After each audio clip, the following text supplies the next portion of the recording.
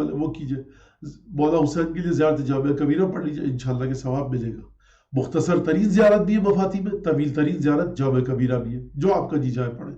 جس دن کی زیارت مولا حسین کی زیارت، میں نے کہا مختصر ترین چھت پہ یا برآمدے میں، صحن میں، انگنائی میں جا کر السلام علیکم یا ابا عبداللہ، السلام علیکم ورحمۃ اللہ وبرکاتہ.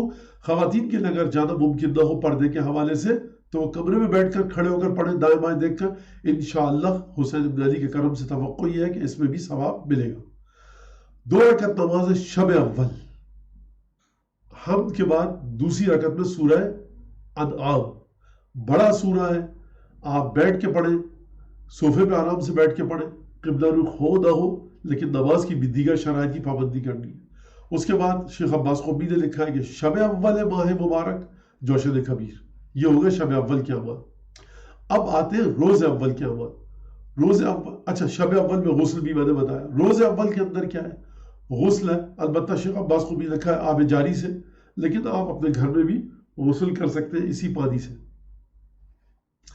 دوسری چیز 30 چلو پانی کے لے کر سر پہ ڈال دیں، 30 چلو پانی کے سر پہ ڈال دیں. عرق گلاب 1 چلو لے کر چہرے پہ ڈال دیں. اور یہ چیز آئیے شیخ عباس قمی نے روایت سے نقل کیا انہوں نے. 2 رکعت نماز اول مہینے کی ہے، کیونکہ شب اول اگر پہلی رمضان کا دن ہے تو پہلا مہینہ، ہر مہینے کی چاند کا جو مہینہ ہوتا ہے اس کے پہلے دن ایک 2 رکعت نماز ہے تمام 12 کے 12 مہینوں میں. تو رمضان کی پہلی تاریخ کو بھی آپ کو 2 رکعت نماز ثواب ہے. پہلی رکعت میں الحمد کے بعد 30 دفعہ انا انزلنا، دوسری رکعت میں الحمد کے بعد 30 دفعہ قل هو اللہ، اور پھر صدقہ دیا جائے. ٹھیک، یہ نماز ہے. یہ سب نمازیں آپ بیٹھ کے پڑھ سکتے ہیں. قرآن سے دیکھ کر سورہ انعام یاد نہیں، قرآن سے دیکھ کر وہ شخص سورہ انعام کو پڑھ سکتا ہے. پھر یہ تھی شب اول کی جو نماز بتائی. اب آ رہا ہوں میں آ چکا ہوں روز اول کی نماز میں. روز اول کی نماز میں 2 رکعت نماز ہے. پہلی رکعت میں الحمد کے بعد سورہ فتح انا فتحنا لک فتحا مبینا، اور دوسری رکعت میں الحمد کے بعد کوئی سا بھی سورہ پڑھ لیں، قل هو اللہ پڑھ لیں، انزلنا پڑھ لیں. پھر اس کے بعد پہلی رمضان کی تاریخ ہے، اس میں جب فجر طلوع ہوگی یعنی صبح کی نماز کا وقت آتا ہے، شیخ عباس قمی نے مفاتی میں دعا لکھی ہے اللہم انی اسألک باسمک الذی دانا لہ کل شیء.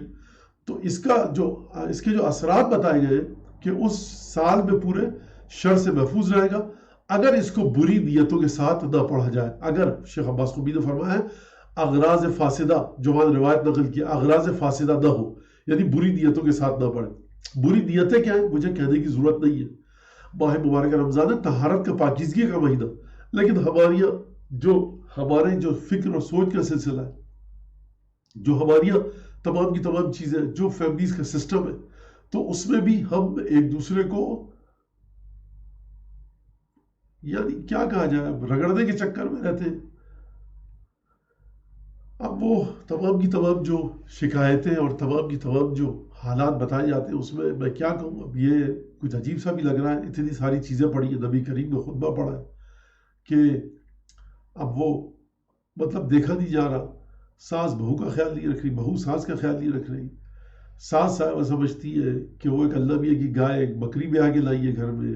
بہو صاحبہ سمجھتی ہے کہ میں جو آئی ہوں رانی بن کر آئی ہوں. نہ وہ رانی ہے، نہ وہ گائے بکری لے کر آئی ہے. ان کو وہ چاہتی ہے ان کی مرضی پہ چلے. بہو جوان شادی شدہ تازی شادی ہوئی ہے، اس کے اپنے تقاضے ہیں، دیر سے سو رہی ہے، دیر سے اٹھ رہی ہے. کبھی مطلب جوان بچیوں کی جو ہوتے ہیں سلسلے، وہ اپنے کبھی واٹس ایپ پہ لگی ہوئی ہے، کبھی کچھ کر رہی ہے. اس میں حق ضائع ہوتے ہیں. کبھی یہ ان کا حق ضائع کرتی، کبھی وہ ان کا حق ضائع کرتے. میں نے 12 ممبر سے کہا ہے کہ یہ کوئی یونیورسٹی کا روسٹرم یا پوڈیم نہیں ہے جہاں پہ ایک لڑکا کھڑے ہو گیا کہ لڑکوں کی غلطیاں نہیں ہوتی، لڑکیوں کی ہوتی. وہاں سے وہ لڑکی صاحبہ کہ خاتون کی ہماری نہیں، لڑکوں کی غلطی ہے. وہاں سے ساس صاحبہ کہ ہم بے قصور، وہاں سے بہویں کہ ہم بے قصور ہے. تو ہمارا جو فیملی سیٹ اپ سسٹم ہے گھروں میں، بر صغیر کا کیا کہیے، دنیا کے اکثر و بیشتر ملکوں کی ثقافت ہے، اس کے مطابق ہم رمضان صحیح سے گزار سکتے نہیں ہیں. یہ میں آپ کی خدمت میں عرض کر دوں، جب تک کہ صبر اور ضبط کا تحمل کو پکڑا نہ جائے. یہ سب کے لیے، میرے لیے بھی، آپ کے لیے بھی، سب کے لیے.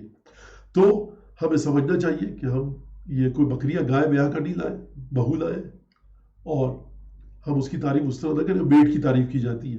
یقین کیجئے یہ بات آ گئی یہاں پر، کیونکہ انسان کو سب سے زیادہ مضبوط پلستر، انسان کو سب سے زیادہ مضبوط گوند، ایڈہیسو، لئی، سریش، سارے لفظ استعمال کروں سمجھ میں آ جائے.